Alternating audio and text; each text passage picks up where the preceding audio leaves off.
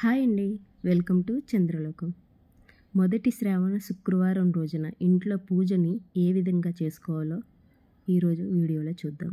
ముందుగా సూర్యోదయం కంటే ముందుగా నిద్రలేచి ఇంటిని శుభ్రం చేసుకొని స్నానాలు ఆచరించి ముందుగా ద్వారలక్ష్మిని పూజించి వాకిట్లో ముగ్గు వేసుకొని పూజా మందిరం కూడా శుభ్రం చేసుకొని పూలతో అందంగా అలంకరించుకోవాలి.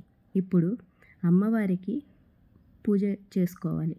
అమ్మవారి పూజని మందిరంలో కానీ ప్రత్యేకంగా పీఠం పెట్టుకొని కానీ చేసుకోవచ్చు.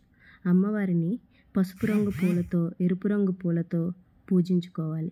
అలాగే అమ్మవారికి ఎంతో ఇష్టమైన ఐశ్వర్య దీపం కానీ కామాక్షి దీపం కానీ పెట్టుకోవచ్చు.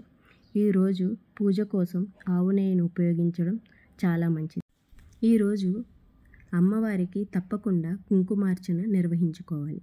అమ్మవారికి శ్లోకాలు అష్టోత్తరాలతో చదువుకుంటూ పూజ చేసుకోవాలి.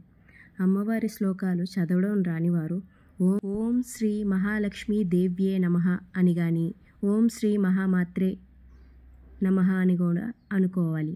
ఈరోజు నైవేద్యంగా శనగలు, క్షీరాన్నం, పండ్లు వేటినైనా సమర్పించుకోవచ్చు. ఈ విధంగా మొదటి శ్రావణ శుక్రవారం పూజ చేసుకోవాలి.